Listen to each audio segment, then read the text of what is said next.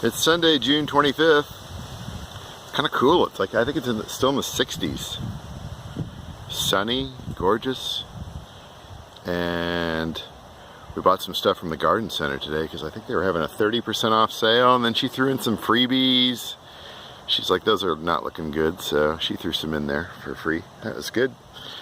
The main thing is we got these caladiums here. All these colorful ones here. This was 2 buckets of them. I don't know how big they were. Gallon buckets, something like that, maybe. Yeah, it's like a gallon bucket.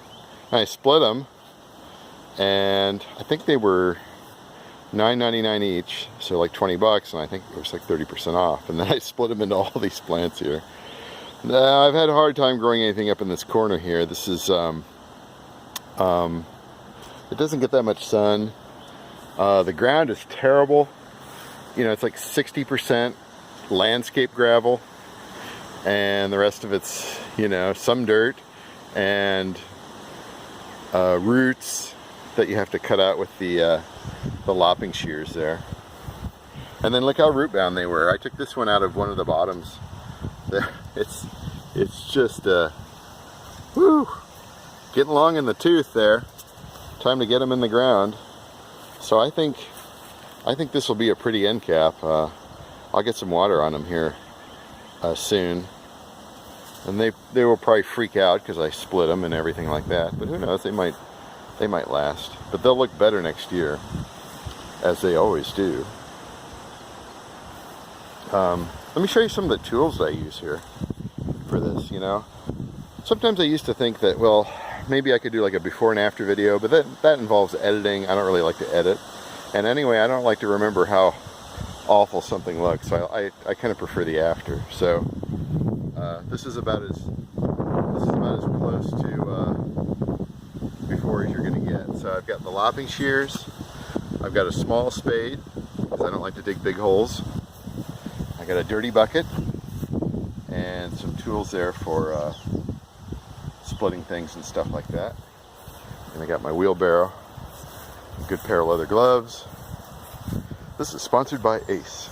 And then of course my original garden broom, which is fantastic, especially for cleaning up the stuff that gets on the grass here. It just does a fantastic job.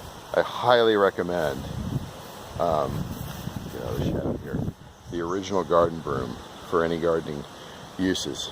It can be used dry or wet, and they're only, what did I pay for that, like $15?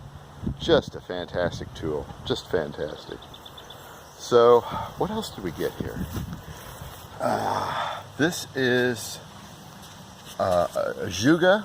It's also known as bugleweed, and I got 3 of these. There's some of this is planted in a couple areas on the property and is spread, and we like it. It blooms real nice, and then it's just sort of a ground cover. So that's just what's going to be in here.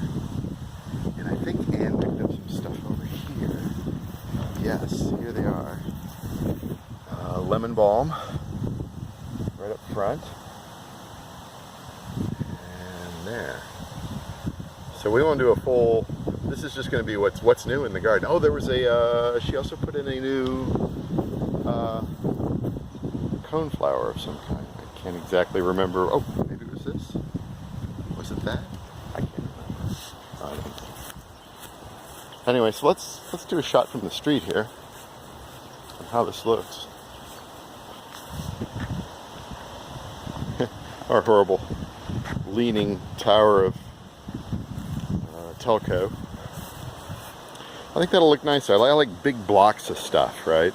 I just don't like to have here and there and everywhere. I kind of like to have here's a section, here's a section, here's a section. You know, we've got caladiums, iris, and down there, you know, like coneflowers and coreopsis, other perennial flowers. I think that's going to look good. Hopefully things will grow there. Yeah, the ground is terrible. It's like 60-70% landscape rock, and last year we had stinkhorn mushrooms growing there. Haven't had any this year, thank God. I added some wood chip on top there just to kind of dress it up a little bit, but I think it looks good. I think these caladiums are going to be a nice, colorful, bright, exciting addition to the front garden. That's it.